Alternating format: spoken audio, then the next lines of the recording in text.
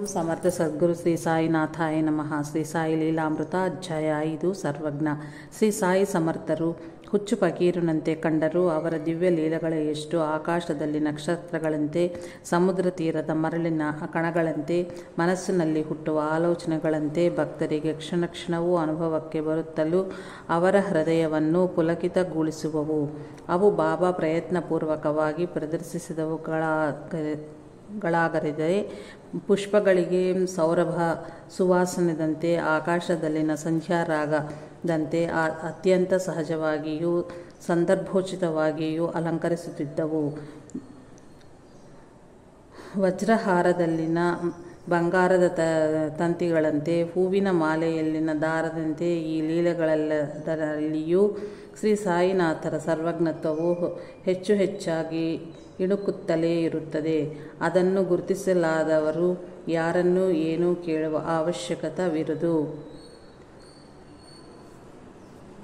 ಶ್ರೀ ಸಾಯಿಬಾಬಾ ಒಂದು ದಿನ ನಾಗಪುರದಲ್ಲಿಯ ಮಹಾತ್ಮರಾದ ಶ್ರೀ ತಾಜುದ್ದೀನ್ ಬಾಬಾರ ಬಗ್ಗೆ ಮಾತನಾಡುತ್ತಲೇ ಸಟಕಾಯಿಂದ ಪಕ್ಕದಲ್ಲಿದ್ದ ನೀರಿನ ಕೊಡವನ್ನು ಪದೇ ಪದೇ ತಟ್ಟುತ್ತಿದ್ದರು. ಕಾರಣ ಕೇಳಲು, ತಾಜುದ್ದೀನ್ ಕುಟೀರಕ್ಕೆ ಅಗ್ನಿ ಪ್ರಮಾದ ಆಗಿದೆ,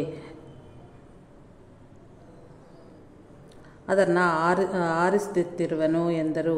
ತರುವಾಯ ಅದು ಸತ್ಯವೆಂದು ತಿಳಿಯಿತು. ಮತ್ತೊಮ್ಮೆ ಲೆಂಡಿ ತೋಟಕ್ಕೆ ತೆರಳುವ ಸಮಯವಾದರೂ ಬಾಬಾ ಮಸೀದಿಯ ಗೋಡೆಯ ಪಕ್ಕದಲ್ಲಿಯೇ ನೆಲದ ಮೇಲೆ ಮಲಗಿದ್ದರು. ಕಾರಣ ಕೇಳಲು, ನನ್ನ ಸೋದರ ಗಜಾನನ್ ಮಹಾರಾಜ್ ಶೈವ ಪರಮಪದವನ್ಗೈದರು ಎಂದರು. ಕೆಲ ಹೊತ್ತಿನಲ್ಲಿಯೇ ಅದು ನಿಜವೆಂದು ತಿಳಿಯಿತು. ಅಂದಿನ ಶೃಂಗೇರಿ ಪೀಠಾಧಿಪತಿಗಳಾದ ಶಂಕರಾಚಾರ್ಯರಿಂದ ಸಾಕ್ಷಾತ್ ದತ್ತಾತ್ರೇಯ ಸ್ವರೂಪರೆಂದು ಸ್ತುತಿಸಲ್ಪಟ್ಟ ಶ್ರೀ ವಾಸುದೇವಾನಂದ ಸರಸ್ವತಿ ಸ್ವಾಮಿ ಟೆಂಬೆಸ್ವಾಮಿ ರಾಜಮಂಡ್ರಿಯಲ್ಲಿ ಮಕಾಂ ಮಾಡಿದ್ದರು. ನಾಂದೇಡ್ದಿಂದ ಪುಂಡಲೀಕರಾವ್ ಅವರನ್ನು ದರ್ಶಿಸಿದ ಅನಂತರ ತಾನು ಶ್ರೀ ಸಾಯಿನಾಥರನ್ನು ದರ್ಶಿಸುವ ಎಂದು ಅಂದೆನು. ಶ್ರೀ ವಾಸುದೇವಾನಂದ ಸರಸ್ವತಿ ಸ್ವಾಮಿ ತಮ್ಮ ಪಾದಯಾತ್ರೆಯಲ್ಲೊಮ್ಮೆ ಶೃಂಗೇರಿ ಜಗದ್ಗುರು ಶಂಕರಾಚಾರ್ಯರಾಗಿದ್ದ ಶ್ರೀ ನೃಸಿಂಹ ಭಾರತಿ ಸ್ವಾಮಿಯವರ ದರ್ಶನ ಮಾಡಿದರು. ಆಗ ಶ್ರೀ ನೃಸಿಂಹ ಭಾರತಿ ಸ್ವಾಮಿ ಅವರನ್ನು ಬಹುವಾಗಿ ಸನ್ಮಾನಿಸಿ ತಮ್ಮ ಶಿಷ್ಯನೊಂದಿಗೆ ಅಯಂ ಹಿ ಭಗವಾನ್ ಸಾಕ್ಷಾತ್ ದತ್ತಾತ್ರೇಯ ಸ್ವಯಂ ಯತಿಃ, ಈ ಯತಿ ಸಾಕ್ಷಾತ್ ದತ್ತಾತ್ರೇಯರೇ ಎಂದು ಸ್ತುತಿಸಿದರು. ಆಗ ಶ್ರೀ ವಾಸುದೇವಾನಂದ ಸರಸ್ವತಿ ಸ್ವಾಮಿ ದಾಸಗಣರ ಈ ಮಾತನ್ನು ಕೇಳುತ್ತದಂತೆಯೇ ಅತ್ಯಂತ ಸಂತೋಷದಿಂದ ಕರೆ ಮುಗಿದು, ಸನ್ಯಾಸಿಗಳಾದ ನಾವು ಯಾರಿಗೂ ನಮಸ್ಕರಿಸುವುದಿಲ್ಲ, ಆದರೆ ಶ್ರೀ ಸಾಯಿನಾಥರ ವಿಷಯವೇ ಬೇರೆ. ಈ ತೆಂಗಿನಕಾಯಿಯನ್ನು ನಮ್ಮ ಕಡೆಯಿಂದ ಅವರಿಗೆ ಸಮರ್ಪಿಸು, ಈ ತಮ್ಮನನ್ನು ಯಾವಾಗಲೂ ಪ್ರೇಮಪೂರ್ವಕವಾಗಿ ಗುರ್ತಿಟ್ಟುಕೊಳ್ಳಲೆಂದು ಹೇಳು ಎಂದು ಅವನಿಗೆ ಒಂದು ತೆಂಗಿನಕಾಯಿಯನ್ನು ಕೊಟ್ಟರು. ಅನಂತರ ದಾಸಗಣು ಮತ್ತು ಅವನ ಮಿತ್ರರು ಮನ್ಮಾಡ್ನಲ್ಲಿ ರೈಲಿನಲ್ಲಿ ಇಳಿದು ಸಮೀಪದ ಕಾಲುವೆಯ ಬಳಿ ಖಾರದ ಅವಲಕ್ಕಿಯನ್ನು ತಿನ್ನಲು ಉಪಕ್ರಮಿಸಿ ಅಚಾತುರ್ಯದಿ ಆಗಿ ಆ ತೆಂಗಿನಕಾಯಿಯನ್ನು ಒಡೆದು ಅವಲಕ್ಕಿಯಲ್ಲಿ ಕಲಸಿಕೊಂಡು ತಿಂದರು. ಅವರೆಲ್ಲರೂ ಶಿರಡಿಯ ಸೇರುತ್ತದಂತೆಯೇ ಶ್ರೀ ಸಾಯಿ ದಾಸಗಣನನ್ನು ನೋಡುತ್ತಲೇ, ನನ್ನ ಸೋದರನ್ನು ಕಳುಹಿಸಿದ ತೆಂಗಿನಕಾಯಿ ಎಲ್ಲಿ ಎಂದು ಕೇಳಿದರು. ಆಗ ತಾನೆಸಗಿದ ಅಪರಾಧವನ್ನು ಹೇಳಿ ಕ್ಷಮಾ ಯಾಚಿಸಿ ಅದಕ್ಕೆ ಬದಲಾಗಿ ಇನ್ನೊಂದು ಕಾಯಿಯನ್ನು ಸಮರ್ಪಿಸುವುದೆಂದು ಅಂದೆನು. ಬಾಬಾ, ನನ್ನ ಸೋದರನಿತ್ತ ಕಾಯಿಗೆ ಮತ್ಯಾವುದು ಸರಿಸಾಟಿ ಆಗಲಾರದು, ಆದರೂ ಘಟಿಸಿದುದಕ್ಕಾಗಿ ಬಾಧೆಗೊಳಗಾಗಬೇಡ, ಎಲ್ಲದಕ್ಕೂ ಭಗವಂತನೇ ಕರ್ತ ಎಂದರು. ಕರ್ನಾಟಕದ ವಾಡ್ಗಾಂವದಲ್ಲಿ ಮಕಾಂ ಮಾಡಿದ ಅಪ್ಪ ಎಂಬ ಮಹಾತ್ಮನ ಬಗ್ಗೆ, ಬಂಗಾಳದಲ್ಲಿನ ಶ್ರೀರಾಮಕೃಷ್ಣ ಪರಮಹಂಸರ ಬಗ್ಗೆ, ಪುಣೆಯಲ್ಲಿನ ಹಜರತ್ ಬಾಬಾ ಜಾನ್ ಬಗ್ಗೆ, ಹೀಗೆ ಮತ್ತೆಲ್ಲರ ಬಗ್ಗೆಯೂ ಬಾಬಾರಿಗೆ ಸರ್ವವೂ ತಿಳಿದಿರುವುದು. ಪುಣೆಯಲ್ಲಿನ ಭೀಮಶಂಕರ್ ಗುಡಿಯಲ್ಲಿ ಇದ್ದ ಒಬ್ಬ ಸಾಧುವನ್ನು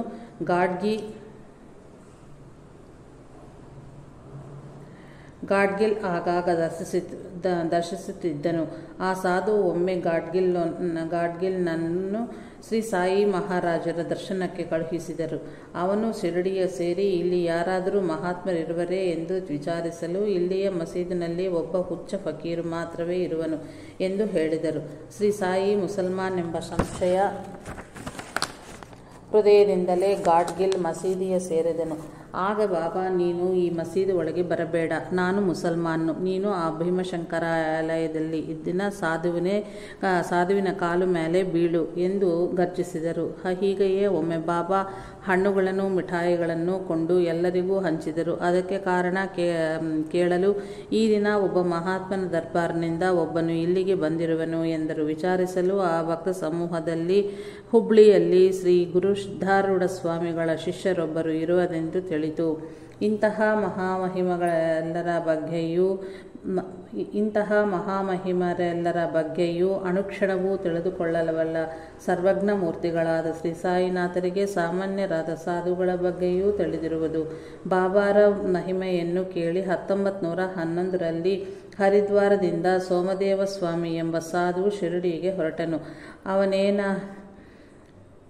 ಅವನು ಏರಿದ ಟಾಂಗ ಶಿರಡಿಯ ಸಮೀಪಿಸಿದಂತೆಯೇ ಮಸೀದು ದ್ವಾರಕಾಮಯ್ಯ ಮೇಲೆ ಕಟ್ಟಿದ ಧ್ವಜಗಳನ್ನು ದೂರದಿಂದ ನೋಡಿ, ಇವರು ನಿಜವಾದ ಸಾಧುವೇ ಆಗಿದ್ದಲ್ಲಿ ತಮ್ಮ ಕೀರ್ತಿಯನ್ನಿಂತು ಪ್ರಶಂಸಿಸಿಕೊಳ್ಳರು, ಇಂತಹವರನ್ನು ನೋಡಲೂಬಾರದು ಎಂದನು. ಆದರೆ ಸಂಗಡಿಗರ ಒತ್ತಾಯದ ಮೇಲೆ ಶ್ರೀ ಸಾಯಿ ಸಮರ್ಥರನ್ನು ದರ್ಶಿಸಿದಂತೆಯೇ ಅವನ ಹೃದಯವು ಪರಮಶಾಂತಿಯನ್ನು ಹೊಂದಿ ಆನಂದ ಬಾಷ್ಪಗಳು ಉರಿದವು. ಅಂತೂ ಚಿತ್ತಶಾಂತಿಯನ್ನು ಪ್ರಸಾದಿಸುವ ಸ್ಥಳವೇ ಯೋಗ್ಯವಾದದ್ದೆಂದು ಹೇಳದ ತನ್ನ ಗುರುವಿನ ವಾಕ್ಯವು ಆಗ ಅವನಿಗೆ ಸ್ಮರಣೆಯಾಯಿತು.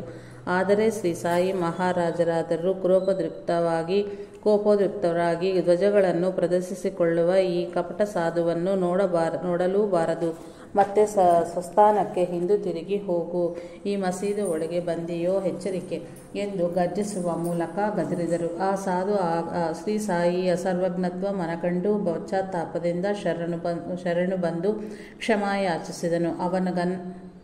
ಆಗವನ್ನು ಮಸೀದಿನಲ್ಲಿಯೇ ಪ್ರವೇಶಿಸಲಿದ್ದರು ಶ್ರೀ ಸಾಯಿ.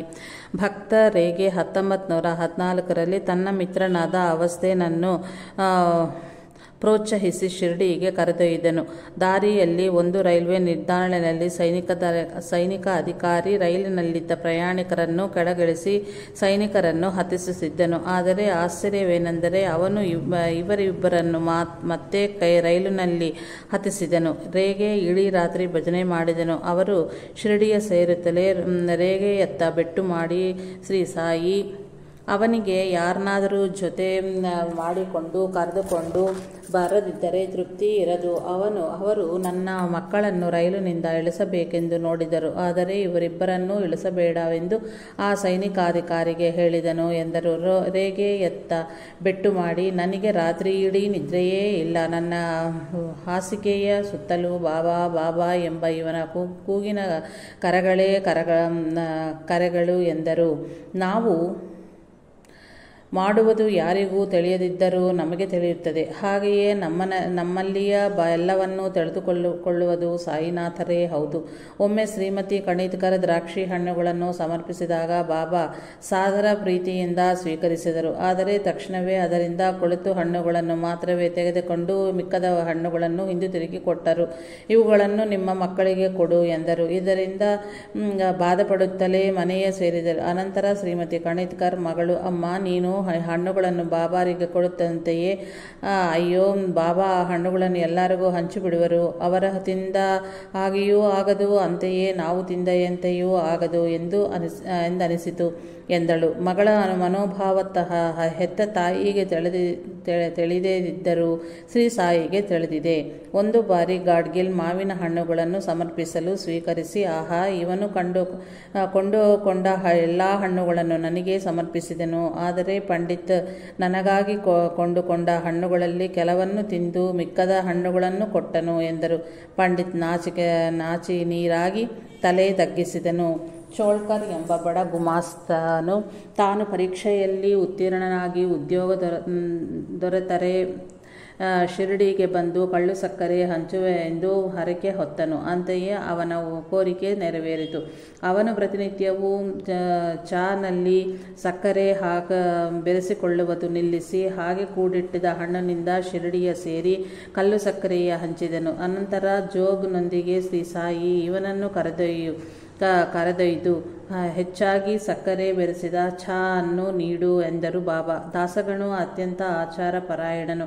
ಅವನು ಈರುಳ್ಳಿಯ ತಿನ್ನುತ್ತಿರಲಿಲ್ಲ. ಒಂದು ಬಾರಿ ಅವನಿಗೆ ಈರುಳ್ಳಿ ಹುರಿಗಡ್ಲೆ ಕಲಿಸಿ ಪಿತಲ ತಯಾರಿಸಿ ಸ್ವಲ್ಪ ತಿಂದು ಅನಂತರ ತಮಗೆ ತಾ ಅಂತ ಅಂದರು.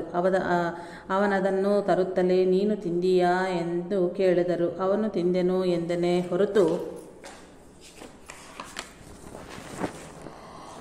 ನಿಜವಾಗಿಯೂ ಅವನು ಅದಕ್ಕೆ ಪ್ರತ್ಯಾಮ್ನಾಯವಾಗಿ ಅದನ್ನು ಬೆರಳಿನಿಂದ ಸ್ಪರ್ಶಿಸಿ ತುಟಿಗಳು ಗಡ್ಡಕ್ಕೂ ಸವರಿಸಿಕೊಂಡು ಮುಖವನ್ನು ತೊಳೆದುಕೊಂಡನು. ಶ್ರೀ ಸಾಯಿ ನಕ್ಕು ಅವನಂತೂ ಈ ಕ್ರಿಯೆಯನ್ನು ಮಾಡಿದನು. ಯಥಾತಥವಾಗಿ ಹಾಗೆಯೇ ಮಾಡಿ ತೋರಿಸಿದರು.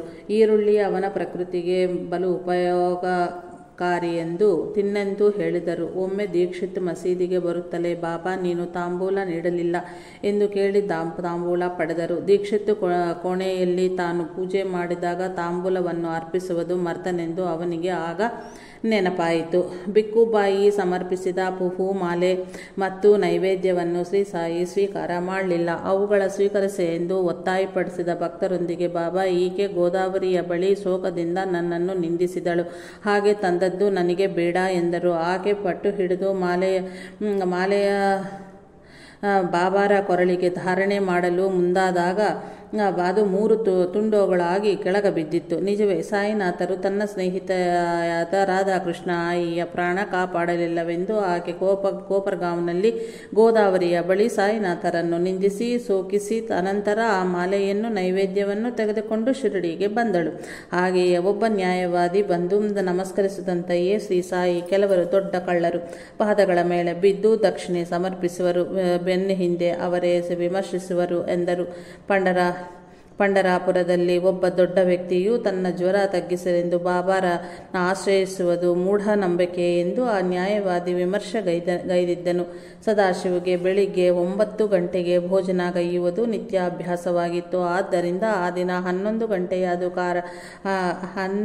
ಗಂಟೆಯಾದ ಕಾರಣ ಅವನಿಗೆ ಬಹಳ ಹಸಿವಾಗಿದ್ದಿತು. ಆದರೆ ಅವನು ಸಂಕೋಚದಿಂದ ಮಸೀದಿನಲ್ಲಿಯೇ ಕುಳಿತಿದ್ದನು. ಇಷ್ಟರಲ್ಲಿಯೇ ಒಬ್ಬ ಭಕ್ತ ಬಂದು ಬಾಬಾರಿಗೆ ಪಾಲುಕೋವನ್ನು ಸಮರ್ಪಿಸಿದನು. ಶ್ರೀ ಸಾಯಿ ಅದನ್ನು ಆತುರತೆಯಿಂದ ಸ್ವೀಕರಿಸಿ ಸದಾಶಿವಗೆ ಒಂದು ಪಾಲುಕೋವದ ಬಿಳ್ಳೆಯನ್ನು ಎಸೆದರು. ಅದನ್ನು ಅವನು ಪ್ರಸಾದವಾಗಿ ಮನೆಗೆ ಒಯ್ಯಬೇಕು ಎಂದುಕೊಂಡನು. ಅದನ್ನು ನಿನಗೆ ಕೊಟ್ಟದ್ದು ಕೈಯಲ್ಲಿ ಇಟ್ಟುಕೊಳ್ಳುವುದಕ್ಕಿಲ್ಲ ಅಂದರು ಬಾಬಾ. ಅದನ್ನು ತಿಂದ ತಕ್ಷಣವೇ ಅವನತ್ತ ಇನ್ನೊಂದು ಪಾಲುಕೋವಾದ ಬಿಳ್ಳೆಯನ್ನು ಎಸೆದರು. ಅವನು ಅದನ್ನು ಮನೆಗೆ ಪ್ರಸಾದಗಿಟ್ಟುಕೊಳ್ಳದಂತೆಯೇ ಮತ್ತೆ ಶ್ರೀ ಸಾಯಿ ಮೊದಲಿನಂತೆಯೇ ಹೇಳಿದರು. ಅದನ್ನು ತಿಂದೆ ಅನಂತರ ಅವನ ಹಸಿವು ತೀರಿತು. ಒಂದು ಬಾರಿ ಹರಿಭಾವು ತನ್ನ ತಾಯಿಗೆ ಹೇಳದೆಯೇ ರಾಮೇಶ್ವರ ಹೊರಟು ದಾರಿಯಲ್ಲಿ ಶಿರಡಿಗೆ ಬಂದನು. ಸಾಯಿ ಅವನ ಬಳಿಯಿದ್ದ ಹಣ್ಣುಗಳನ್ನು ಹಣವನ್ನೆಲ್ಲ ದಕ್ಷಿಣೆಯಾಗಿ ತೆಗೆದುಕೊಂಡು ಮನೆಗೆ ಹೋಗು, ರಾಮೇಶ್ವರ ನಿನಗಾಗಿ ಹಸಿದುಕೊಂಡು ಇರುವುದು, ನೀನು ಹೋಗದಿದ್ದಲ್ಲಿ ಮರಣಿಸುವುದು ಎಂದರು. ಅವನು ಮನೆ ಸೇರುತ್ತಂತೆಯೇ ಅವನ ತಾಯಿ ನಿರಾಹಾರೆಯಾಗಿ ಬಾಬಾ ನೀನು ಮಹಾತ್ಮನೇ ಆದಲ್ಲಿ ನನ್ನ ಮಗ ಮನೆಗೆ ಹಿಂದೆ ತಿರುಗಿ ಬರಬೇಕು ಎಂದು ದಿನವೂ ಪ್ರಾರ್ಥಿಸುತ್ತಿದ್ದಳೆಂದು ತಿಳಿಯಿತು. ತಾಯಿ ರಾಮೇಶ್ವರಂತ ಪವಿತ್ರವಾದವೆಂಬುದು ಬಾಬಾರ ಭಾವ. ಸಾಟೆ ಶಿರಡಿಯಲ್ಲಿ ತಾನು ಕೊಂಡ ಸ್ಥಳವನ್ನು ನೋಡಲು ತನ್ನ ಹೆಂಡತಿಯನ್ನು ಹೊರಡಂದನು. ಇಷ್ಟರಲ್ಲಿ ಅವನ ಮಾವನವರು ಹೆಣ್ಣು ಮಗಳು ಸ್ಥಳವನ್ನು ನೋಡುವುದು ಏಕೆ ಎಂದು ಅಡ್ಡ ಹೇಳಿದ ಕಾರಣ ಆಕೆ ಬರಲ್ಲ ಎಂದಳು. ತನ್ನ ಮಾತನ್ನು ಅಲ್ಲಗಳೆದ ಕೋಪದಿಂದ ಆಕೆಯನ್ನು ಹೊಡೆಯಲು ಬಂಡಿಯವನ ಚಾವಟಿಯನ್ನು ಕೈಗೆ ತಗೊಂಡುಕೊಂಡನು. ಸಾಠೆ ಆ ಕ್ಷಣವೇ ಅವನನ್ನು ಮಸೀದಿಗೆ ಬಾರೆಂದು ಬಾಬಾ ಕರೆಕಳಿಸಿದರು. ಅವನು ಮಸೀದಿಗೆ ಹೋಗುತ್ತಿದ್ದಂತೆಯೇ ಬಾಬಾ ಏನು ನಿನ್ನ ಗಲಾಟೆ, ಹೆಣ್ಣು ಮಗು ಸರವನ್ನು ನೋಡುತ್ತಿದ್ದರೆ ಏನಾಗುವುದು, ನಿನ್ನ ಭೂಮಿ ಅಲ್ಲಿಯೇ ಇದಲ್ಲವೇ ಎಂದು ಅವನನ್ನು ತಡೆದು ಬುದ್ಧಿ ಹೇಳಿದರು. ಆಗ ಸಾಟೆ ತನ್ನ ಮನೆಯಲ್ಲಿ ನಡೆಯುವ ಪ್ರತಿಯೊಂದು ಬಾಬಾರಿಗೆ ತಿಳಿಯುವುದೆಂದು ಗುರುತಿಸಿದನು. ಹಾಗೆಯೇ ಒಮ್ಮ ಶ್ರೀಮತಿ ಪ್ರಧಾನ್ ಬಾಬಾರಿಗೆ ಪಾದಪೂಜೆ ಮಾಡುತ್ತಿರಲು ನೀನು ತಕ್ಷಣವೇ ಮನೆಗೆ ತರಲು ಎಂದರು ಬಾಬಾ. ಆಕೆ ಮನೆ ಸೇರುವ ಹೊತ್ತಿಗೆ ಅವಳ ಮಗು ಉಸಿರುಗಟ್ಟಿ ಅಳುತ್ತಿದ್ದಳು. ಆಕೆ ಮಗುವನ್ನು ಸಮಾಧಾನಪಡಿಸಿ ಮತ್ತೆ ದ್ವಾರಕಾಮಾಯಿಗೆ ತೆರಳಿದಳು. ಈಗ ಪೂಜೆಯನ್ನು ಪೂರ್ಣಗೊಳಿಸುಕೋ ಎಂದರು ಶ್ರೀ ಸಾಯಿ. ನೂಲ್ಕರ್ ಮೊದಲ ಬಾರಿ ಶಿರಡಿಗೆ ಹೊರಟು ದಕ್ಷಿಣೆಯಾಗಿ 20 ರೂಪಗಳನ್ನು ಬಾಬಾರಿಗೆ ಸಮರ್ಪಿಸಬೇಕೆಂದುಕೊಂಡನು. ಶ್ರೀ ಸಾಯಿನಾಥರನ್ನು ದರ್ಶಿಸಿ ಅವರ ದಿವ್ಯ ನೇತ್ರಗಳ ನೋಡುತ್ತಲೇ ಅಂತಹ ಮಹೋನ್ನತ ಮಹಾತ್ಮರನ್ನು ದರ್ಶಿಸುವುದು ಅಹೋಭಾಗ್ಯವೆಂದು ಆನಂದ ತುಂಬಲಾದನು. ಬಾಬಾ ತಕ್ಷಣವೇ ದಕ್ಷಿಣೆಯ ಕೊಡೆಂದರು. ಅವನೊಂದು ಬಂಗಾರದ ನಾಣ್ಯವನ್ನು ಕೊಟ್ಟೆನು. ಶ್ರೀ ಸಾಯಿ ಸಮರ್ಥರು ಅದನ್ನು ಹಾಗೂ ಹೀಗೂ ತಿರುಗಿಸಿ ನೋಡುತ್ತಲೂ ಇದರ ಬೆಲೆ ಎಷ್ಟು ಎಂದು ಕೇಳಲು 15 ರೂಪಾಯಿಗಳು ಎಂದನು. ನೂಲ್ಕರ್ ಸಾಯಿ ಅದನ್ನು ಹಿಂದೆ ತಿರುಗಿಸಿ ಇದನ್ನು ನೀನು ಇಟ್ಟುಕೊಂಡು ರೂಪಾಯಿಗಳನ್ನು ಕೊಡು ಎಂದರು. ಅವನಿತ್ತ 15 ರೂಪಾಯಿಗಳನ್ನು ತೆಗೆದುಕೊಂಡು ನನಗೆ 10 ರೂಪಾಯಿಗಳೇ ತಲುಪಿವೆ, ಇನ್ನೂ 5 ರೂಪಾಯಿಗಳನ್ನು ಕೊಡು ಎಂದರು. ಆಗ ಅವನು ಆ ಮೊತ್ತವನ್ನು ಸಮರ್ಪಿಸಿದನು. ಈ ವಿಧವಾಗಿ ಅವನು ಸಮರ್ಪಿಸಬೇಕೆಂದುಕೊಂಡ 20 ರೂಪಾಯಿಗಳನ್ನು ಬಾಬಾ ತೆಗೆದುಕೊಂಡರು. ಅಂತೆಯೇ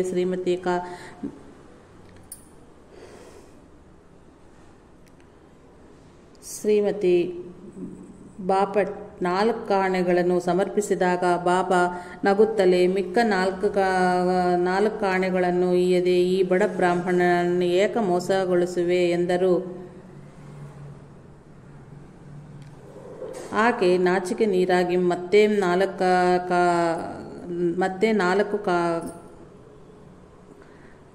4 ಕಾಣೆಗಳನ್ನು ಸಮರ್ಪಿಸಿದಳು. ಯಾಕಂದರೆ ಮೊದಲ ಆಕೆ 8 ಆಣೆಗಳನ್ನು ನೀಡಬೇಕೆಂದುಕೊಂಡಿದ್ದಳು.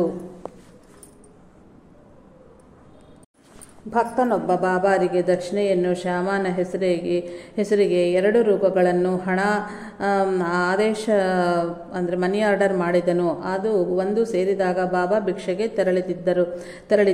ಅವರ ಸರ್ವಜ್ಞತವನ್ನು ಪರೀಕ್ಷಿಸಲೊಸಗೆ ಶ್ಯಾಮ ಹಣವನ್ನು ಮಸೀದಿಯ ಮುಂದೆ ಹುಗಿದಿಟ್ಟನು. ಬಾಬಾ ಭಿಕ್ಷೆಯಿಂದ ಹಿಂದಿರುಗಿದರು. ಆದರೆ ಆ ಹಣದ ಬಗ್ಗೆ ವಿಚಾರಿಸಲೇ ಇಲ್ಲ. 6 ತಿಂಗಳ ಅನಂತರ ಶ್ಯಾಮನ ಮನೆಗೆ ಕಳ್ಳರು ನುಗ್ಗಿ ಎಲ್ಲವನ್ನು ದೋಚಿಸಿದರು. ಅವನು ಬಾಬಾರಲ್ಲಿ ಮೊರೆ ಇಟ್ಟುಕೊಂಡಾಗ ಬಾಬಾ ನಗುತ್ತಾ, ನಿನ್ನ ಮನೆಯಲ್ಲಿ ಕಳ್ಳರು ನುಗ್ಗಿದರೆ ಹೇಳಿಕೊಳ್ಳಲು ನಾನಾದರೂ ಇದ್ದೇನೆ. ನನ್ನ 2 ರೂಪಾಯಿಗಳು ಹೋಗಿ 6 ತಿಂಗಳು ಆಯಿತು. ನಾನ್ಯಾರಿಗೆ ಹೇಳಿಕೊಳ್ಳುವುದು ಎಂದು ಕೇಳಿದನು. ಅಷ್ಟು ಸಣ್ಣ ತಪ್ಪಿಗೆ ಇಷ್ಟು ದೊಡ್ಡ ಶಿಕ್ಷೆಯೇ ಎಂದನು ಶ್ಯಾಮ. ನಿನ್ನಂತಹ ಉದ್ಯೋಗಿಗೆ ಅದೆಷ್ಟು ಮೌಲ್ಯವೋ, ನನ್ನಂತಹ ಫಕೀರಿಗೆ 2 ರೂಪಾಯಿಗಳು ಅಷ್ಟೇ ಮೌಲ್ಯವು ಎಂದರು ಶ್ರೀ ಸಾಯಿನಾಥರು. ಕರ್ಮಸೂತ್ರ ಎಷ್ಟು ಸೂಕ್ಷ್ಮವೋ ಅಲ್ಲವೇ. ಎಲ್ಲರನ್ನೂ ದಕ್ಷಿಣೆ ಕೇಳುತ್ತಿದ್ದ ಬಾಬಾ ಕೊಳಂಬೆಯನ್ನು ಮಾತ್ರ ಕೇಳಲಿಲ್ಲ. ತಾನು ಮದ್ಯ ಸೇವೆಯನ್ನು ತ್ಯಜಿಸಿದ ಕಾರಣ ಶ್ರೀ ಸಾಯಿ ತನ್ನನ್ನು ಇಂತೂ ಗೌರವಿಸುತ್ತಾರೆಂದು ಅವನು ಬೀಗುತ್ತಿದ್ದನು. ಶ್ರೀ ಸಾಯಿ ತಕ್ಷಣವೇ ಅವನನ್ನು ಕರೆಯಿಸಿ 2 ರೂಪಾಯಿಗಳ ದಕ್ಷಿಣೆ ಕೇಳಿ ಪಡೆದರು. ಗರ್ವವೂ ದೋಷವೇ. ಮತ್ತೊಬ್ಬ ಭಕ್ತನು ಶ್ರೀ ಸಾಯಿ ದಕ್ಷಿಣೆ ಕೇಳಲು ಇಲ್ಲವೆಂದು ಹೇಳಬಹುದೆಂದು ತನ್ನ ಬಳಿ ಇರುವ ಹಣವನ್ನು ಕೊಳಂಬೆ ಬಳಿ ಭದ್ರಪಡಿಸಿದನು. ಅವರಿಬ್ಬರೂ ಮಸೀದು ಸೇರುತ್ತಲೇ ಶ್ರೀ ಸಾಯಿ ಅವನಿಗೆ ಕೊಳಂಬೆಯನ್ನು ತೋರಿಸಿ ಅವನ ಬಳಿ ತೆಗೆದುಕೊಂಡು 2 ರೂಪಾಯಿಗಳ ದಕ್ಷಿಣೆ ಕೊಡು ಎಂದು ಕೇಳಿದರು. ದಾಸಗಣು ಶಿರಡಿಗೆ ಪಯಣಿಸುತ್ತಿರಲು ಕೋಪರಗಾಂವದಲ್ಲಿ ಸ್ಟೇಷನ್ ಮಾಸ್ಟರ್ ಸಾಯಿನಾಥರನ್ನು ಹುಚ್ಚು ಫಕೀರ್ ಎಂದು ನಿಂದಿಸಿದನು. ಬಾಬಾರನ್ನು ಪ್ರತ್ಯಕ್ಷವಾಗಿ ದರ್ಶಿಸಿ ನಂತರ ಮಾತನಾಡು ಎಂದು ಹೇಳಿ ದಾಸಗಣು ಅವನನ್ನು ಶಿರಡಿಗೆ ಕರೆತಂದನು. ಆಗ ಶ್ರೀ ಸಾಯಿನಾಥರು ಮಸೀದಿಯಲ್ಲಿ ಕೊಡಗಳನ್ನು ಬೋರಲಿಡಿಸುತ್ತಿದ್ದರು, ತಲೆಕಡಗ ಮಾಡುತ್ತಿದ್ದರು. ಕಾರಣ ಕೇಳಿದ್ದ ಸ್ಟೇಷನ್ ಮಾಸ್ಟರ್ನೊಂದಿಗೆ ನನ್ನ ಬಳಿ ಬರುವ ಕೊಡಗಳೆಲ್ಲವೂ ತಲೆಕೆಳಗಾಗಿಯೇ ಬರುತ್ತಲಿವೆ ಎಂದರು. ಅಂಧದಂತೆಯೇ ಅವಿಶ್ವಾಸದಿಂದ ಬಂದವರ ಹೃದಯಗಳು ತಲೆಕೆಳಲಾದ ಕೊಡಗಳು. ಅವುಗಳನ್ನು ಜ್ಞಾನದಿಂದ ತುಂಬಲಾಗದು. ವಿಶ್ವಾಸದಿಂದಲಾಗಲಿ ಅಥವಾ ಕೇವಲ ಜಿಜ್ಞಾಸೆಯಿಂದ ಆಗಲಿ ಬರುವರ ಹೃದಯಗಳು ಸರಿಯಾದ ಕೊಡಗಳು. ಅವುಗಳನ್ನು ತುಂಬಬಹುದು. ಆದರೆ ಆಶ್ಚರ್ಯವೇನೆಂದರೆ ಈ ಮಾತಿನೊಂದಿಗೆ ಶ್ರೀ ಸಾಯಿ ಸಮರ್ಥರು ಅವನ ಹೃದಯವೆಂಬ ಕೊಡವನ್ನು ಸರಿ ಮಾಡಿದರು. ಆ ಕೊಡದಲ್ಲಿ ವಿಶ್ವಾಸದೆಂಬ ಪವಿತ್ರ ಜಲವನ್ನು ತುಂಬಿಸಿದರು. ಒಬ್ಬ ವ್ಯಕ್ತಿಯು ಶ್ರೀ ಸಾಯಿನಾಥರು ನಿಷ್ಕಾರಣವಾಗಿ ಕುಪಿತರಾಗುವುದ ಕಂಡು ಬಾಬಾ ಹುಚ್ಚರೆಂದು ತಿಳಿದು ತಾನು ಅಲ್ಲಿಯವರೆಗೂ ಇತ್ತ ಎಲ್ಲ ದಕ್ಷಿಣವನ್ನು ಅಂತ ಅನಿಸಿದನು. ಆದರೆ ಬಾಬಾ ಅವನು ಕೇಳುವ ಮೊದಲೇ ಅವರ ಹೆಂಡತಿಗೆ ಆ ದಕ್ಷಿಣೆ ಹಣವನ್ನು ಹಿಂದಿರುಗಿಸಿ, ಇಲ್ಲಿಯವರೆಗೂ ನೀವಿತ್ತ ದಕ್ಷಿಣೆ ನನಗೆ ಬೇಡ, ತೆಗೆದುಕೋ ಎಂದರು. ಇಲ್ಲಿಯವರೆಗೂ ಎಲ್ಲೆಲ್ಲಿಯೋ ಇದ್ದ ಮನುಜರ ಸ್ಥಿತಿಗತಿಗಳು, ಹೃದಯಗತ ಭಾವಗಳು ಬಾಬಾರಿಗೆ ಅನುಕ್ಷಣವು ತೆರೆದ ಪುಸ್ತಕದ ಪುಟಗಳಂತೆ ಹೇಗೆ ತಿಳಿಯುತ್ತಿದ್ದವೋ ಗಮನಿಸಿದವು. ಎಲ್ಲೆಲ್ಲಿ ಯಾವ ಭಕ್ತರು ಆಪತ್ತಿನಲ್ಲಿ ಇರುವರೋ ಅವರಿಗೇನು ಘಟಿಸಲಾದೆಯೋ ಅದು ಅವರಿಗೆ ಸರ್ವವಿದಿತ. ಅವರಿಗೆ ಶ್ರೇಯೋದಯಕವಾದಲ್ಲಿ ಅಂತಹ ಆಪತ್ತನ್ನು ನಿವಾರಿಸುತ್ತಿದ್ದರು. ಯಾವಾಗಲಾದರೂ ಬಾಬಾ ತಮ್ಮ ಕೈಗಳನ್ನು ಶಂಖದಂತೆ ಸೇರಿಸಿ ಊದಿದ್ದಲ್ಲಿ ಅದು ಯಾವುದೋ ಭಕ್ತನ ಮರಣವನ್ನು ಸೂಚಿಸುತ್ತಿತ್ತು. ಒಂದು ದಿನ ಹಾಗೆ ಮಾಡಿ ನಾನಾ ಸಾಯಲಿದ್ದಾನೆ, ಆದರೆ ನಾನು ಸಾಯಕೂಡುವನೇ ಎಂದರು. ಅದರ 8ನೆಯ ದಿನ ನಾನಾ ಚಾಂದೋರ್ಕರ್ ಶಿರಡಿಗೆ ಬಂದನು. ಸರಿಯಾಗಿ ಬಾಬಾ ಹಾಗೆ ಹೇಳಿದ ಸಮಯದಲ್ಲಿಯೇ ತಾನು ಪ್ರಯಾಣಿಸುತ್ತಿದ್ದ ಕುದುರೆ ಬಂಡಿಯು ತಲೆಕೆಳಗಾಗಿ ಅವನು ಕುದುರೆಯ ಕಾಳಬಳಿ ಬಿದ್ದನು. ಆದರೂ ಅವನಿಗ ಯಾವ ಆಪತ್ತು ಘಟಿಸಲಿಲ್ಲವೆಂದು ಹೇಳಿದನು. ಒಂದು ಬಾರಿ ಶ್ರೀ ಸಾಯಿನಾಥ ಮಹಾರಾಜರು ತಮಗೆ ಉದರ ಶೂಲೆ ಇದೆ ಎಂದು ಹೇಳಿ ಒಂದು ಬಟ್ಟೆಯ ಹೊಟ್ಟಿಗೆ ಸುತ್ತಿಕೊಂಡು ಭಕ್ತರನ್ನು ಆ ಬಟ್ಟೆಯ 2 ತುದಿಗಳನ್ನು ಹಿಡಿದುಕೊಂಡು ಬಿಗಿಯಾಗಿ ಮತ್ತಷ್ಟು ಬಿಗಿಯಾಗಿ ಎಳೆಯರೆಂದು ಹೇಳಿ ಕಡೆಗೆ ಬಾಬಾ ಬಾಧೆ ತಗ್ಗಿದೆ ಅಂದರು. ಅದೇ ಸಮಯದಲ್ಲಿ ನ್ಯೂಗಾವ್ನಲ್ಲಿ ಒಬ್ಬ ವ್ಯಕ್ತಿ ಪ್ರಸವ ವೇದನೆಯಿಂದ ಅತೀತವಾಗಿ ನರಳುತ್ತಿದ್ದಳು. ಬಾಬಾ ನೋವು ತಗ್ಗಿದೆಂದು ಹೇಳಿದ ಸಮಯದಲ್ಲಿ ಆಕೆ ಪ್ರಸವಿಸಿದಳೆಂದು ತರುವಾಯ ತಿಳಿಯಿತು. ಭಕ್ತರ ಬಾಧೆಗಳು ಬಾಬಾರ್ಧವೇ ಹೌದು. ಒಂದು ದಿನ ಬಾಬಾ ಪ್ರಧಾನ್ನೊಂದಿಗೆ ನನ್ನ ಶರೀರದ ಈ ಪಕ್ಕದಲ್ಲಿ ನೋವಿದೆ, 4 ದಿನಗಳಲ್ಲಿಯೇ ತಗ್ಗುವುದು ಬಿಡು ಎಂದರು. 1 ವಾರದವರೆಗೂ ಅವನನ್ನು ಮನೆಗೆ ತೆರಳಗೊಡಲಿಲ್ಲ. ಅವನು ಮನೆ ಸೇರಿದ ಅನಂತರ ತಿಳಿದಿದ್ದ ಏನೆಂದರೆ ಸರಿಯಾಗಿ ಬಾಬಾ ಹಾಗೆ ಹೇಳಿದ ಸಮಯದಲ್ಲಿಯೇ ಮುಂಬೈನಲ್ಲಿ ಅವನ ತಾಯಿಗೆ ಪಾರ್ಶ್ವವಾಯು ಬಡಿಯಿತು. ಪ್ರಧಾನ್ ಶಿರಡಿಯಲ್ಲಿ ಇರುವವರೆಗೂ ಅವನ ತಾಯಿಗೆ ಯಾವ ಆಪತ್ತು ಉಂಟಾಗದೆಂದು, ಅವಶ್ಯದಿದ್ದಲ್ಲಿ ಪ್ರಧಾನನ್ನು ಶ್ರೀ ಸಾಯಿನಾಥರೇ ಕಳುಹಿಸಿಕೊಡುವರೆಂದು ನಾನಾ ಚಾಂದೋರ್ಕರ್ ಆ ಮನೆಯವರಿಗೆ ಧೈರ್ಯ ಹೇಳಿದನು. ಆ ವಾರದಲ್ಲಿ ಆಕೆಯ ಪರಿಸ್ಥಿತಿ ವಿಶೇಷಗೊಂಡು ಆಕೆಗೆ ಭೇದಿ ವಿರೋಚನೆ ಆದರೆ ಒಳ್ಳೆಯದು ಎಂದು ವೈದ್ಯರು ಸಲಹೆ ಇತ್ತರು. ಸರಿಯಾದ ಸಮಯಕ್ಕೆ ಪ್ರಧಾನ್ ಮನೆಗೆ ಹಿಂದಿರುಗಿ ಆಕೆಗೆ ಶ್ರೀ ಸಾಯಿಯ ತೀರ್ಥ ಪ್ರಸಾದಗಳ ಅನಂತರ ವಿರೇಚನ ಆಗಿ 4ನೆಯ ದಿನಕ್ಕೆ ವ್ಯಾಧಿ ತಗ್ಗಿತು. ಹಾಗೆಯೇ ಶ್ರೀ ಸಾಯಿ ಒಮ್ಮೆ ಮಹಲ್ಸಾಪತಿಯೊಂದಿಗೆ ನಿನ್ನ ಹೆಂಡತಿಯ ಕುತ್ತಿಗೆಗೆ ಬಾವು ಬಂದು ಬಾಧಪಡುತ್ತಿರುವಳು, ನಾನೇ ಕಮ್ಮಿ ಮಾಡುವನು, ಇತರರಿಂದ ಆಗದು ಎಂದರು. ಬೇರೆ ಊರಿನಲ್ಲಿ ಇದ್ದ ಆಕೆ ಅಂತೆಯೇ ಬಾಧೆಗೊಳಗಾದಳೆಂದು ಅನಂತರ ಆ ಬಾಧೆ ತಗ್ಗಿತೆಂದು ಮಾಹಿತಿ ಬಂದಿತು. ಯಾವಾಗಲಾದರೂ ಶ್ರೀ ಸಾಯಿ ಭಕ್ತರಿಗೆ ಇಂತಹ ಬಾಧೆಗಳನ್ನು ತೊಲಗಿಸದಿದ್ದಲ್ಲಿ ಅದಕ್ಕೆ ಬಲವಾದ ಯಾವುದೋ ಕಾರಣವಿರುತ್ತಿತ್ತು. ಮೋಹಿಲೆ ಎಂಬ ಭಕ್ತನು ಮಗಳನ್ನು ಶಿರಡಿಗೆ ಕರೆತಂದೆನು. ಆ ಹೆಣ್ಣು ಮಗುವಿಗೆ ಮೇಲ್ತುಟಿ ಸೀಳಿತ್ತು. ಶ್ರೀ ಸಾಯಿ, ನಾನು ಈ ಮಗುವನ್ನು ಸರಿ ಮಾಡಬಲ್ಲೆನು, ಆದರೆ ದೇವಕೋಟಿಗೆ ಸೇರಿದ ಈ ಮಗು ಇಷ್ಟರಲ್ಲಿಯೇ ಮರಳೆನಿಸಿದೆ ಅಂದರು. ಅಂತೆಯೇ ಆಯಿತು. ಮಾನವರ ಬಗ್ಗೆ ಮಾತ್ರವೇ ಅಲ್ಲವು, ಸರ್ವ ಪ್ರಾಣಕೋಟಿಯ ಬಗ್ಗೆಯೂ ಯಾವ ಸಮಯದಲ್ಲಿ ಏನು ಸಂಭವಿಸುವುದು, ಮುಂದೇನು ಸಂಭವಿಸಲಿದೆಯೋ ಬಾಬಾರಿಗೆ ಸರ್ವವಿದಿತವಾಗಿದ್ದಿತ್ತು. ಒಂದು ದಿನ ಮಸೀದಿಯಲ್ಲಿ ಹಲ್ಲಿ ಲೊಚ್ಚಗುಡುತ್ತಿತ್ತು. ಒಬ್ಬ ಭಕ್ತನು ಅದು ಶುಭ ಶಕನವೋ ಅಥವಾ ದುಷ್ಟ ಶಕನವೋ ಎಂದು ಕೇಳಿದನು. ಆಗ ಶ್ರೀ ಸಾಯಿ ಸಮರ್ಥರು, ಇದರಲ್ಲಿ ಶಕನವೇನಿದೆ? ಔರಂಗಾಬಾದ್ನಿಂದ ತನ್ನ ತಂಗಿ ಬರುತ್ತಿರುವುದಾಗಿ ಸಂತೋಷ ಪಡುತ್ತದೆ ಎಂದರು.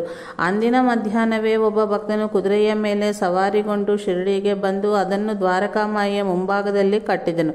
ಅದಕ್ಕೆ ಹುರುಳಿ ಹಾಕಲು ಅವನು ಗೋಣಿ ಚೀಲವನ್ನು ಕೊಡವಿದಾಗ ಅದರಿಂದ ಒಂದು ಹಲ್ಲಿ ಹೊರಬಿದ್ದಿತು. ಚೀಲದಿಂದ ಹೊರಬಿದ್ದ ಹಲ್ಲಿ ಇದಕ್ಕೂ ಮುಂಚೆ ಲೊಚಗೊಟ್ಟಿದ ಹಲ್ಲಿ ಎರಡನ್ನೂ ಆಟ ಆಡುತ್ತಾ ಗೋಡೆಯ ಮೇಲೆ ಹರಿದಾಡಿದವು. ಬಾಬಾ ಅವುಗಳನ್ನು ತೋರಿಸುತ್ತಿದ್ದಂತೆಯೇ ಭಕ್ತನು ನಿಬ್ಬರವಾಗಿ ಆ ವ್ಯಕ್ತಿಯನ್ನು ವಿಚಾರಿಸಿದನು. ಅವನು ಔರಂಗಾಬಾದಿನಿಂದ ಬಂದಿರುವುದಾಗಿ ಹೇಳಿದನು. ಆ ಊರಿಂದಲೇ ಒಬ್ಬ ಮನುಷ್ಯ ಕುದುರೆಯ ಮೇಲೆ ಬರುವನೆಂದು, ಅದನ್ನು ಮಸೀದು ಮುಂಭಾಗದಲ್ಲಿಯೇ ಕಟ್ಟಿ ಹುರುಳಿಯನ್ನೇ ಮೇವಾಗಿ ಹಾಕುವನೆಂದು, ಅಂತೆಯೇ ಹುರುಳಿಯ ಚೀಲದಲ್ಲಿ ಒಂದು ಹಲ್ಲಿ ಇರುವುದೆಂದು ಬಾಬಾರಿಗೆ ಹೇಗೆ ತಿಳಿತು? ಇದರಲ್ಲಿ ಯಾವ ಒಂದು ಘಟನೆ ಘಟಿಸದಿದ್ದರೂ ಬಾಬಾರ ಮಾತು ವ್ಯರ್ಥವಾಗುತ್ತಿತ್ತು. ಹಾಗೆಯೇ ಒಂದು ದಿನ ಮಹಲ್ಸಾಪತಿಯೊಂದಿಗೆ, ನಿನ್ನ ಮನೆಯ ಬಳಿ 2 ಹಾವುಗಳಿವೆ ಎಂದರು ಶ್ರೀ ಸಾಯಿ. ಅವನು ಮನೆಯ ಸೇರುವ ವೇಳೆಗೆ ಅವನ ಮನೆಯ ಬಾಗಿಲ ಬಳಿ 1 ಹಾವು, ಪಕ್ಕದಲ್ಲಿಯೇ ಕುಂಬಾರನ ತಲೆಯ ಬಳಿ ಮತ್ತೊಂದು ಹಾವು ಕಂಡವು. ಮತ್ತೊಮ್ಮೆ ಶ್ರೀ ಸಾಯಿ ತಮ್ಮ ಕೈಯನ್ನು ಹಾವಿನಂತೆ ಮಾಡಿ ತೋರಿಸಿ, ರಾತ್ರಿ ನೀನು ಬರಬೇಕಾದಾಗ ಆ ಕಳ್ಳ ಎದುರಾಗುವನು, ನಿನ್ನೊಂದಿಗೆ ಲಾಂತರ ತಂದುಕೋ ಎಂದರು. ಅವನು ಆ ರಾತ್ರಿ ಲಾಂತರು ಹಿಡಿದು ಬರುತ್ತಿರಲು ದಾರಿಯಲ್ಲಿ ಒಂದು ಹಾವು ಎದುರಾಯಿತು. ಶ್ರೀ ಸಾಯಿ ಸಮರ್ಥರು ಏನು ಮಾಡಿದರು? ಅತ್ಯಂತ ಸಣ್ಣ ಮಾತನ್ನು ಹೇಳಿದರು. ಮುಂದೆ ನಡೆಯುವುದ ಎಲ್ಲವನ್ನು ಸ್ಪಷ್ಟವಾಗಿ ತಿಳಿದು ಹಾಗೆ ಮಾಡುವರೆಂದು ಭಕ್ತರ ಅನುಭವಗಳು ನಿರೂಪಿಸುತ್ತಿವೆ. ಸದಾಶಿವ ತಾರ್ಕಡ್ ಮಿಲ್ಲಿನ ಮ್ಯಾನೇಜರ್ ಉದ್ಯೋಗ ರಾಜೀನಾಮೆ ಇತ್ತು. ಸಕುಟುಂಬ ಸಮೇತವಾಗಿ ಶಿರಡಿಯಲ್ಲಿ ತಂಗಿದನು. ಅವನು ಹಿಂದಿರುಗಲು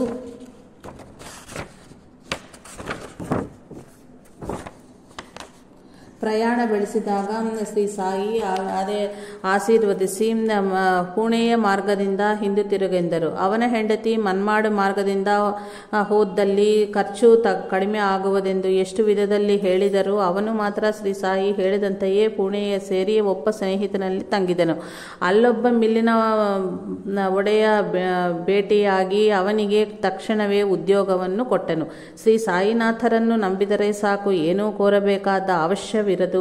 ಯಾವಾಗಲಾದರೂ ಸರಿಯೇ ಶ್ರೀ ಸಾಯಿ ಸಮರ್ಥರು ಮಾಡುವುದು ಶ್ರೇಯಸ್ಕರವೇ ಹೊರತು ನಮಗೆ ತೋರುವುದು ಶ್ರೇಯಸ್ಕರವಲ್ಲವು. ಒಬ್ಬ ತಾಯಿ ತನ್ನ ಮಗ ನಾರ್ಕೆಗೆ ಸ್ಥಿರವಾದ ಉದ್ಯೋಗವಿಲ್ಲವೆಂದು ಬಾಧಪಡುತ್ತಿದ್ದಳು. ಒಂದು ದಿನ ಬಾಬಾ ಆಕೆಗೆ, ನಿನ್ನ ಮಗನನ್ನು ಪುಣೆಯಲ್ಲಿ ಸ್ಥಿರಪಡಿಸುವೆನು ಎಂದರು. ಅಂತೆಯೇ ನಾರ್ಕೆಗೆ 1917ರಲ್ಲಿ ಪುಣೆಯಲ್ಲಿ ಸ್ಥಿರವಾದ ಉದ್ಯೋಗ ಲಭಿಸಿತು. ಅನಂತರ ನಾರ್ಕೆಯೊಂದಿಗೆ ಶ್ರೀ ಬಾಬಾ, ಒಮ್ಮೆ ನಿನ್ನ ಮಾವ ಭೂಟಿ ಇಲ್ಲೊಂದು ಆಲಯವನ್ನು ಕಟ್ಟುವನು, ನೀನು ಅದಕ್ಕೆ ಧರ್ಮಾದರ್ಶಿ ಆಗುವನು ಎಂದರು. ಅಂತೆಯೇ ಭೂಟಿ 1918ರಲ್ಲಿ ಈಗಿನ ಸಮಾಧಿ ಮಂದಿರವನ್ನು ಕಟ್ಟಿಸಿದನು. ಅನಂತರ ಅದಕ್ಕೆ ನಾರ್ಕೆ ಧರ್ಮಾದರ್ಶಿ ಆದನು.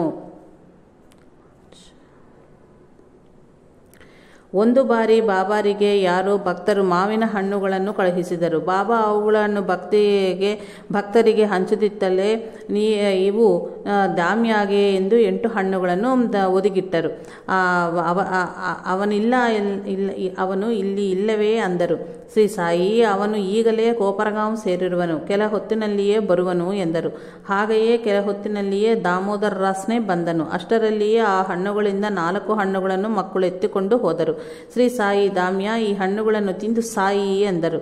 ಅವನು ಹೆದರುತ್ತಿರಲು ಬಾಬಾ ನಕ್ಕು, ಅವುಗಳನ್ನು ನಿನ್ನ 2ನೆಯ ಹೆಂಡತಿಗೆ ಕೊಡು. ಮೊದಲು ನಿನಗೆ 2 ಗಂಡು ಮಕ್ಕಳು ಜನಿಸುವರು. ಮೊದಲನೆಯವನಿಗೆ ದೌಲತ್ ಶಾ ಎಂದು, 2ನೇಯವನಿಗೆ ತಾನಾಶಾ ಎಂದು ಹೆಸರಿಡು ಎಂದರು. ದಾಮೋದರ್ ರಾಸ್ನೆ ಬಹುಕಾಲದಿಂದ ಸಂತಾನವಿರಲಿಲ್ಲ. ಸಂತಾನ ಇರಲಿಲ್ಲ. ಶ್ರೀ ಸಾಯಿನಾಥರು ಈ ಪ್ರಸಾದವಿತ್ತು. 1 ವರ್ಷಕ್ಕೆ ಮಗ ಹುಟ್ಟಿದನು. ಆ ಮಗುವನ್ನು ಬಾಬಾರಿಗೆ ತೋರಿಸಿ ಅವನಿಗೆ ಏನಂತ ಹೆಸರು ಇಡಬೇಕೆಂದು ರಾಸ್ನೆ ಕೇಳಿದನು. ದೌಲತ್ ಶಾ ಎಂದು ಹೇಳಿದ್ದೀನಲ್ವಾ ಎಂದರು ಬಾಬಾ. ದಾಮ್ಯಾಗೆ ಒಟ್ಟು 8 ಮಂದಿ ಮಕ್ಕಳಾಗಿ 4 ಜನ ಜೀವಿಸಿದರು. ಒಂದು ದಿನ ಬಾಲಕ್ರಾಮನ್ ಮಗ ಶಿರಡಿಗೆ ಹೊರಡುತ್ತಿರುವಾಗಿ ಹೇಳಲು ಬಾಬಾರಿಗೆ ಏನಾದರೂ ಸಮರ್ಪಿಸಬೇಕು ಎಂದುಕೊಂಡಲು ಶ್ರೀಮತಿ ತಾರ್ಕಾಡ್. ಆದರೆ ಮನೆಯಲ್ಲಿ ಈಗಾಗಲೇ ನಿವೇದಿಸಿದ ಪಾಲಕೋವ ಬಿಳ್ಳೆಯ ಹೊರತು ಬೇರೆ ಏನೂ ಇರಲಿಲ್ಲ. ಅದರೊಂದಿಗೆ ಬಾಲಕ್ರಾಮನಿಗೆ ಮೈಲಿಗೆ ಆಗಿ ಬಂದಿತ್ತು. ಆದರೂ ಬಾಬಾರಿಗೆ ಭಕ್ತಿಯೇ ಪ್ರಧಾನವೆಂದು ತಿಳಿದು ಅದನ್ನೇ ಕಳುಹಿಸಿದಳು. ಬಾಲಕ್ರಾಮ್ ಶಿರಡಿಯ ಸೇರಿದ ಅನಂತರ ಆ ಪಾಲಕೋವ ಬಿಳದ ವಿಚಾರವನ್ನೇ ಮರೆತು ಹೋದನು. ಬಾಂದ್ರಾದಿಂದ ನನಗೇನು ತಂದಿರುವೆ ಎಂದು ಬಾಬಾ ಎಷ್ಟು ಬಾರಿ ಕೇಳಿದರೂ ಅವನಿಗೆ ನೆನಪೇ ಆಗಲಿಲ್ಲ. ಕಡೆಗೆ ಬಾಬಾ, ಆ ತಾಯಿ ನನಗೆ ಮಿಠಾಯಿ ಕಳುಹಿಸಿದಳಲ್ಲವೇ ಎಂದರು. ಅವನಿಗೆ ಆಗ ನೆನಪಾಗಿ ತಕ್ಷಣವೇ ಪಾಲಕೋವದ ಬಿಳ್ಳೆಯನ್ನು ತಂದು ಸಮರ್ಪಿಸಿದನು. ಬಾಬಾ ಅದನ್ನು ಅತ್ಯಂತ ಪ್ರೀತಿಯಿಂದ ಸ್ವೀಕರಿಸಿ ಸೇವಿಸಿದರು.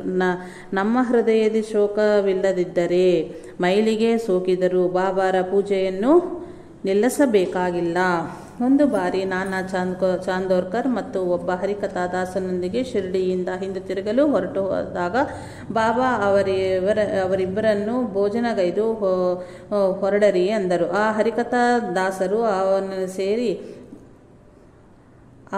ಹರಿಕಥಾದಾಸರು ಅವಸರಿಸಿ ಗೈಯದೆ ಹೊರಟನು. ನಾನಾ ಚಾಂದೋರ್ಕರ್ ಮಾತ್ರ ಬಾಬಾ ಹೇಳಿದಂತೆಯೇ ಭೋಜನಗೈದು ಹೊರಟನು. ನಾನಾ ಸಾಹೇಬ್ ಚಾಂದೋರ್ಕರ್ ರೈಲ್ವೆ ನಿಲ್ದಾಣ ತಲುಪುವವರೆಗೂ ರೈಲು ಬರಲೇ ಇಲ್ಲ. ಹರಿಕಥಾದಾಸನು ಹಸಿವಿಯಿಂದ ಬಳಲಬೇಕಾಗಿ ಬಂದಿತ್ತು. ಆ ದಿನ ರೈಲು ಎಷ್ಟು ತಡವಾಗಿ ಬರುತ್ತದೆ ಎಂದು ಬಾಬಾರಿಗೆ ತಿಳಿದಿದೆ. ಹಾಗೆಯೇ ಬೆಳಿಗ್ಗೆ 8 ಗಂಟೆಗೆ ಮುಂಬಯಿಯ ಸೇರಬೇಕಾದ ಸಂಭಾರೆ ಹೊರಟನು. ಬಾಬಾ ಅವನಿಗೆ ಊದಿಯನ್ನು ಪ್ರಸಾದಿಸಿ ಮಧ್ಯಾಹ್ನ ಸೇರುವೆ, ಹೋಗು ಎಂದರು. ರೈಲು 4:15 ತ್ರಾಸು ತಡವಾಗಿ ಅವನು ಮುಂಬಯಿಯ ಮಧ್ಯಾಹ್ನವೇ ತಲುಪಿದನು. ನಾರ್ಕರ್ 1915ರಲ್ಲಿ ಒಂದು ದಿನ ಹೊರಡಲು ಅನುಮತಿ ಬೇಡಿದಾಗ ಬಾಬಾ ರೈಲು ದೊರಕುವುದು, ಹೋಗು ಎಂದರು. ಅವನು ಕೋಪರಗಾಂವ್ ಬಳಿ ನದಿ ದಡವನ್ನು ಸೇರುವಷ್ಟರಲ್ಲಿ ಕತ್ತಲಾಯಿತು. ನದಿಯಲ್ಲಿ ಮಹಾಘೋರ ದೊಡ್ಡ ಪ್ರವಾಹವಿದ್ದ ಕಾರಣ ಆಗ ದೋಣಿಯ ಸಂಚಾರವಿರಲಿಲ್ಲ. ಬಾಬಾರ ಮಾತು ವ್ಯರ್ಥವಾದಲಾದರೂ ಹೇಗೆ ಎಂದು ಆಲೋಚಿಸುತ್ತಿರಲು ಒಬ್ಬ ಮಮಲ್ತಾದಾರು ಅಲ್ಲಿಗೆ ಬಂದನು. ಅವನಿಗಾಗಿ ಪ್ರತ್ಯೇಕವಾಗಿ ಒಂದು ದೋಣಿಯಲ್ಲಿ ನಾರ್ಕರ್ ಕೂಡ ನದಿ ದಾಟಿ ರೈಲು ಏರಿದನು. ಕಾಕಾ ಮಹಾಜನಿ ಶಿರ್ಡಿಯಲ್ಲಿ ಒಂದು ವಾರ ಇರಬೇಕೆಂದುಕೊಂಡು ಬಂದನು. ಅವನನ್ನು ನೋಡುತ್ತಲೇ ಬಾಬಾ, ನೀನು ಮನೆಗೆ ಯಾವಾಗ ಹಿಂದಿರುಗಿ ಹೋಗ್ತೀಯಾ ಎಂದರು. ನೀವು ಹೇಳಿದಾಗ ಎಂದನು ಕಾಕಾ. ಆಗಿದ್ದಲ್ಲಿ ನಾಳೆಯೇ ಹೊರಡು ಎಂದರು ಶ್ರೀ ಸಾಯಿ. ಅವನು ಮರುದಿನ ಮುಂಬಯಿ ಸೇರುವ ಹೊತ್ತಿಗೆ ಆಫೀಸರ್ ಎಲ್ಲಿ ಮೇಲಾಧಿಕಾರಿಯಾಗೆ ಜ್ವರ ಬಂದು ಆ ದಿನ ಕಾಕಾ ತಪ್ಪದೆ ಕಚೇರಿಗೆ ಹೋಗಬೇಕಾಗಿ ಬಂತು. ಧೂಮಳ್ನ ಅನುಭವ ಮತ್ತೊಂದು ರಕವಾಗಿ ಇತ್ತು. ಧೂಮಳ್ ಮರುದಿನ ನಿಫಾಡ್ನ ನ್ಯಾಯಾಲಯದಲ್ಲಿ ಹಾಜರಾಗಿರಬೇಕಾಗಿತ್ತು. ಅವನು ಮಾರ್ಗ ಮಧ್ಯದಲ್ಲಿ ಬಾಬಾರನ್ನು ದರ್ಶಿಸಲು ಬಾಬಾ ಅವನನ್ನು 1 ವಾರದ ಕಾಲ ಶಿರ್ಡಿಯಲ್ಲೇ ಉಳಿಸಿಕೊಂಡರು. ಅನಂತರ ಅವನು ನಿಫಾಡ್ ಸೇರುವವಳಿಗೆ ನ್ಯಾಯಾಧಿಕಾರಿಗೆ ಜ್ವರ ಬಂದ ಕಾರಣ ವಿಚಾರಣೆಯನ್ನು ಆ ದಿನಕ್ಕೆ ಮುಂದೂಡಿದವರೆಂದು ತಿಳಿತು. ಜೋಗ್ ಬಳಿ ಒಬ್ಬ ವ್ಯಕ್ತಿ 1,400 ರೂಗಳನ್ನು ಸಾಲ ಪಡೆದು ಮಾತಿತ್ತ ಗಡುವು ದಾಟಿದರೂ ಸಾಲ ತೀರಿಸಲಿಲ್ಲ. ಒಂದು ದಿನ ಜೋಗ್ ಅವನ ಬಳಿ ತೆರಳನ್ನುವಾದಾಗ ಬಾಬಾ ನಕ್ಕು, ನಿನ್ನ ಹಣವೆಲ್ಲಿಯೂ ಹೋಗದು, ಪ್ರಶಾಂತವಾಗಿ ಕೂತುಕೋ, ಅದೇ ಬರುತ್ತೆ ಎಂದರು.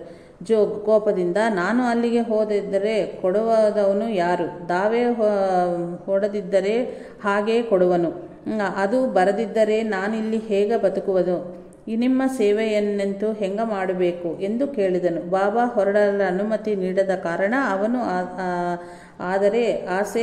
ಅದರ ಆಸೆಯನ್ನು ತ್ಯಜಿಸಿದನು. ಇತ್ತ ಗಡುವು ತೀರಿತು. ಆದರೆ ಇದರ ಅನಂತರ ಆ ವ್ಯಕ್ತಿ ಬಂದು 1,400 ರೂಗಳನ್ನು ಕೊಡಬಂದನು. ಆದರೆ ಜೋಗ್ ಬಡ್ಡಿಯೊಂದಿಗೆ ಕೊಟ್ಟಲ್ಲಿ ಮಾತ್ರವೇ ಆ ಹಣವನ್ನು ಮುಟ್ಟುವೆ ಎಂದು ಪಟ್ಟು ಹಿಡಿದನು. ಆದರೆ ಬಡ್ಡಿ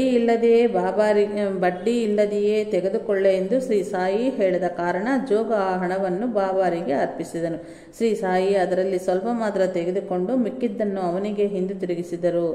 ಅನ್ಯತ್ರ ಗತಿ ಇಲ್ಲದಿದ್ದರೆ ಮಾತ್ರವೇ ಬಡ್ಡಿ ತೆಗೆದುಕೊಳ್ಳಬೇಕು ಎಂದು, ಹಾಗಿಲ್ಲದಿದ್ದಲ್ಲಿ ಮಹಾಪಾಪವೆಂದು ಆಚರಿಸಿದ ಧರ್ಮವೆಲ್ಲವೂ ವ್ಯರ್ಥವಾಗಿ ಹೋಗುವುದೆಂದು ಋಷಿಗಳು ನಿರ್ದೇಶಿಸಿರುವರು. ನಮ್ಮ ಮನೋಪ್ರವೃತ್ತಿಗಳನ್ನು ಆಧರಿಸಿಯೇ ಬಾಬಾರ ಲೀಲೆಗಳು ಅನುಭವವಾಗುವವು. ಬಾಬಾರಲ್ಲಿ ಯಾವ ವಿಧವಾದ ವಿಶ್ವಾಸವೂ ಇಲ್ಲದೆ ಅವರನ್ನು ಪರೀಕ್ಷಿಸಲು ಸಲುಸವೇ ಶಿರಡಿಗೆ ಬಂದ ಹರಿಖಾನೊಬ್ಬ ತನ್ನ ಹೊಸ ಚಪ್ಪಲಿಯನ್ನ ಜೊತೆಯನ್ನು ಮಸೀದಿಯ ಮುಂದೆ ಬಿಟ್ಟು ಅವು ಕಾಣುವಂತೆಯೇ ಒಳಗೆ ಕುಳಿತನು. ದುರಭಿಮಾನಿ ವಶದಿಂದ ಅವನು ಸಾಯಿನಾಥರ ಮುಂದೆಯೂ ತನ್ನ ತಲೆಯ ಮೇಲಿದ್ದ ಜರಿಪೇಟೆಯನ್ನು ತೆಗೆಯೂ ಇಲ್ಲ. ಅವನು ಹೊರಗೆ ಬಂದ ನೋಡುವ ಬಳಿಗೆ ಚಪ್ಪಲಿ ಇರಲಿಲ್ಲ.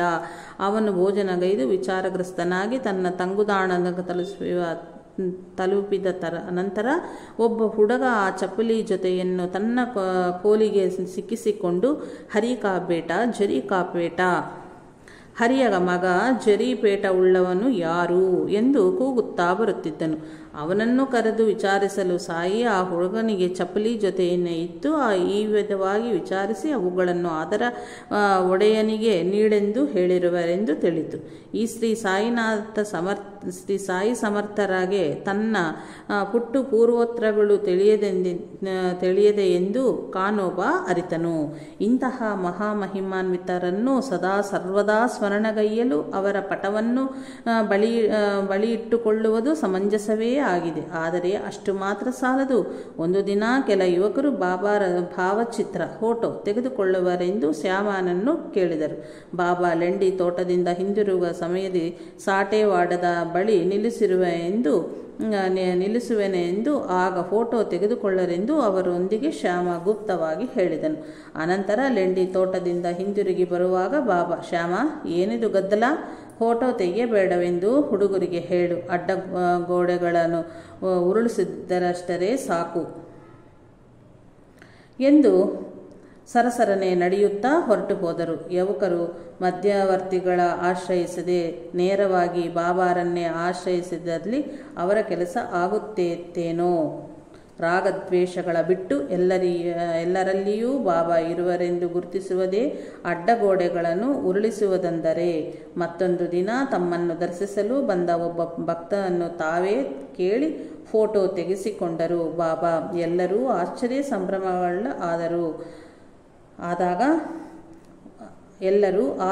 ಸಂಭ್ರಮವುಳ್ಳರಾದಾಗ ಫೋಟೋ ತೆಗೆದ ವ್ಯಕ್ತಿ ಇಂತು ಹೇಳಿದನು, ನಾನು ಶಿರಡಿಗೆ ಹೊರಟಾಗ ಹೇಗಾದರೂ ಮಾಡಿ ಶ್ರೀ ಸಾಯಿಯ ಫೋಟೋ ತೆಗೆದುಕೊಳ್ಳ ಎಂದು ನನ್ನ ಮಿತ್ರ ಜೋಶಿ ಕ್ಯಾಮರಾ ಇತ್ತನು. ಶ್ರೀ ಸಾಯಿನಾಥ್ ಅರ್ಪಣಮಸ್ತು. ಶುಭಂ ಭವತ್ತು. ಜೈ ಸಾಯಿ ಮಾಸ್ಟರ್.